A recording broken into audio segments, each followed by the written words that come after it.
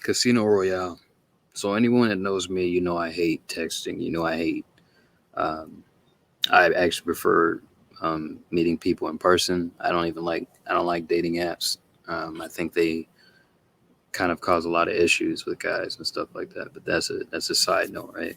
So this video is for the incels. This is for the guys that don't really get a lot of women, if any. This is for the guys that aren't really good or skilled with women.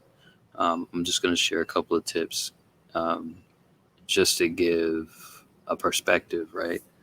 And hopefully this helps you out. Um, all right, so I'm going to do my best. So the idea of Casino Royale is that you're finally, after what months, after a couple of months to year or year or two of a dry spell, you finally get a woman that's feeling you at least somewhat, right? So sometimes you get lucky like that. This is how not to screw that up in my experience, because there have been times where I've had dates and stuff like that, and I screwed them up, and I did something, and she didn't like it, or she was testing me, and I failed, and then bam, I screwed it up, made it worse, stuff like that. So first off, this is just the basics. Don't don't be vulnerable with a chick. Don't open up to a chick. Keep that stuff to yourself. Trust me when I say this, they do not care. When they ask you to be vulnerable, or they say, um, like they ask you to share more about yourself, they're trying to figure out if they're trying to figure out what category to put you in, right? You can't give them that information.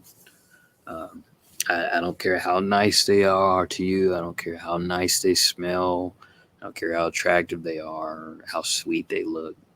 And they're very cold and calculating on the inside. And you just got to realize that. If you don't realize that, I mean, just do it. Then you'll realize, oh snap, I did not get the cheeks, and you lose, right? That's simple. All right. So that's first is first. Don't be vulnerable. Don't be emotional. If they ask you to share about your life and problems that you've had and stuff like that, don't do that stuff. Or make a joke. Make a terrible joke. If they ask you what kind of job you work, tell them underwater uh, underwater masturbation or something. Just make a joke, right? If they keep precedent, trying to go further, say, hey, listen, I don't want to tell you all that. Don't worry about all that. Or you can just say, hey, I'm an entrepreneur, all right? So let's just leave it at that and get back to the conversation. Don't make it a big deal. But if they keep pressing on it, just say, hey, listen, I don't think this is going to work. Get up, dip. That's simple. Um, all right. When it comes to texting, there's a couple of things you got to know. So for texting, you can either text right at the beginning. I don't think the timing really matters. If you had a good connection, if you approached them and you had a good connection with them, then they're gonna want you to text back. They're probably gonna like you. So just text them whenever you want. Don't worry about all that. Just say, hey, this is my name. It was nice meeting you. Blah blah blah. But then maybe a couple of days later, or it can be a week. You can even wait a week and a half. Say, hey, there's a spot that I like. How about we hit it up either Tuesday or blah blah blah. Now, what I do is I give them options. I'll give them multiple days. I'll say this day or this day. Um, just do that and just leave it at that. Now, add a question mark because you want to ask a question specifically. You can be vague. That's also, I don't really do the vague stuff. I just kind of keep it straightforward. Don't try to make meaningless conversation unless you actually have that type of risk. It's pointless. But since this is for a guy who's in the beginning stages, you're not going to have that level of skill and you're probably going to screw it up. So don't do that. So, all right, logistics. So generally speaking, you want to have a place that's close to where you live. Assuming you're not living with your parents. If you're living with your parents, it's going to be a little more tricky. You're going to need a hotel, or you're going to need a car, or you're going to need just a good venue, right? Um, yeah, that's a different story. We'll work out the rest. We're just trying to get you to date and maybe even the cheeks. This is just the beginning stages, right? So, uh, so first off, don't have nicey nice conversation with them. Don't do the sending memes thing. Don't do that stuff. If you're gonna do that, just try to keep it to a minimum because in the beginning stages, the woman is juggling between you and multiple guys. You want to remain as mysterious as possible. You don't really want to give her a reason to get rid of you at the last second. Um, So, some women will trick you into not getting cheeks. They're actually not on your side. It's weird. I don't know how to describe it. They they want you to lose naturally. They don't want you to win. Like I said, the house always wins. That's because they want you to lose. You have to learn to count cards, so to speak. Learn to count cards. Learn to uh, learn to have a good poker face. You want to have a good poker face with women. You don't want to smile around them. Don't smile around women. This is just something I was taught recently. Actually, don't smile around them. Just stay even. Don't get emotional. Don't complain around them. Um, Choose your words carefully. Don't speak too often. You want to move slow. That's when you get on a date, right? So before you get the date, you set the date. She goes, okay, don't ever show up to the venue until you confirm that she's showing up. So the day of, you go, hey, we're on for tonight, or blah blah blah, right? Are we good for today, or blah blah for the date today? Or maybe she'll say it, right? So once you figure that out, she says, yeah, we're good. Then you can show up. It's up to you. But after you do that, uh, you got like basically give it like 5-10 minutes. If she doesn't show up, then you probably got flaked on. But honestly, that's your best bet. Here's the other thing: don't be mad if you get flaked on. Most guys get flaked on. Women are flaky creatures. They don't really commit to things all that often. They have too many options. They don't really hold themselves accountable for a lot of things. So you just got to ignore all that and just uh, learn to drown it out. Um, Drown it out by having a whole lot of options, or just meditate. That'll keep you even, so you don't go nuts. Um, or drink. I'm being funny. Um, yeah, but that's kind of it. If she so there's a couple of things. If a woman ever says rain check, this is important. If she says, so there's a couple of social gambits that women do when they don't like you, and it's kind of a last minute. Maybe I can just weed him out and see if he's not all that good. It's kind of awful, but okay. So if a woman says, "Hey, can we get a rain? Can I get a rain check?" Ignore that. Don't respond to that. Trust me. Trust me. The last two times that a woman, and these were separate times, said, "Hey, can I get a rain check?" They didn't actually want a second date. I don't know how to explain it. It's like, I don't know. It's almost like they were passing their guilt. Whatever it is, it's like some accountability manipulation, some type of a manipulation with accountability.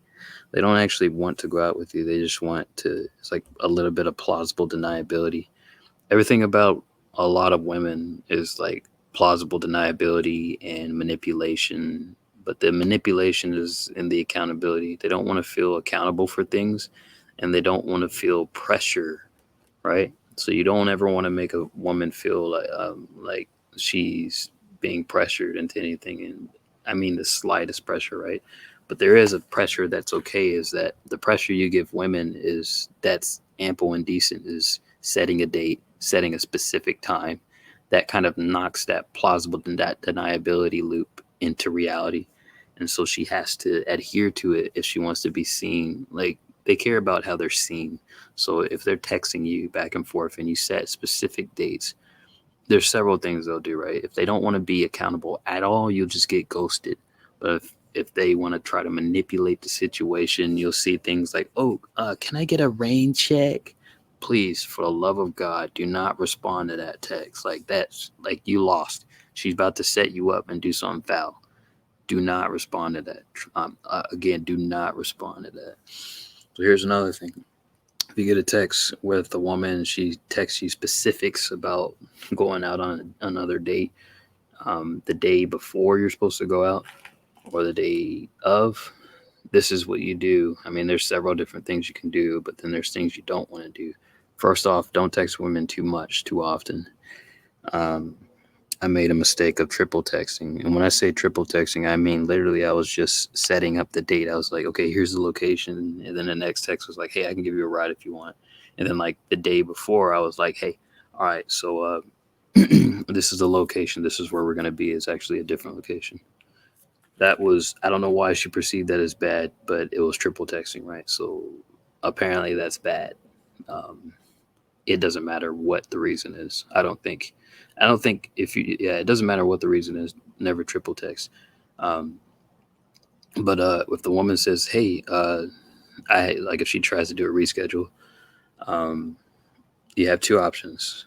You can just not say anything because she doesn't want to feel guilty, right? Because she's basically about to flake on you. So you can just disappear and ignore. Oh, actually, you have three options. You can disappear and ignore. That's a better move. You can say, "Hey, you know what?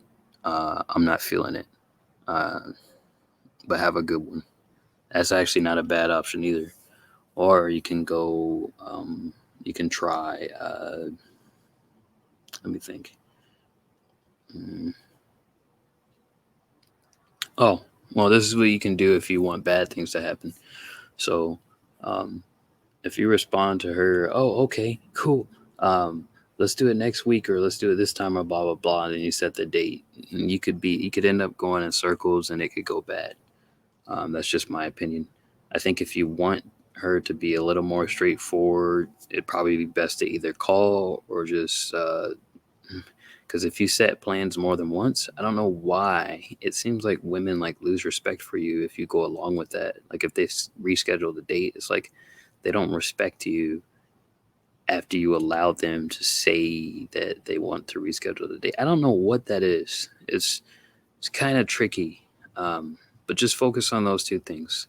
If you ever get the rain check text or they try to reschedule, cancel, stuff like that, say maybe you're busy on the week they want to reschedule to and say, "I don't know, I'm busy this week." If you appear busy or say, "Hey, I'm going to have to get back to you. I'm really full this week." So maybe you just text her the next week or the week after, right? That actually would probably be even better. But then just have like six or seven different options. So if she flakes, because sometimes their flaking is just like it's not some calculated stuff. They just have so many options that they don't really know what to choose, and they don't really consider other people's time. Um, so yeah, that's all I got. But in terms of the date itself, you don't want to talk all that much. You want to listen more than you talk. Uh, I guess most of the time it's not bad to go in for the kiss. It's not. What else? Maintaining eye contact is good. Don't feel like you have to say something. Yeah, there's a couple of little small tips, uh, but this is just to get the date, to get the cheeks. Um, there's a lot more, but I'll leave it at here for now. The goal of this is of this particular video is to kind of get your foot in the door. A lot of guys have to be taught how to deal with women because they're extremely hard to deal with. They're not very good people um, because their lives are really easy. They have a lot of options. But here's the thing, though, right? Like, if I'm being honest, like the average guy wouldn't be all that good if we had that many options. I've noticed we kind of turn sour ourselves. Um, Something about power in human beings where the more power we get, we just turn corrupt. It corrupts even good people. It corrupts them. Just maybe slightly less. That's all I got. Casino Royale.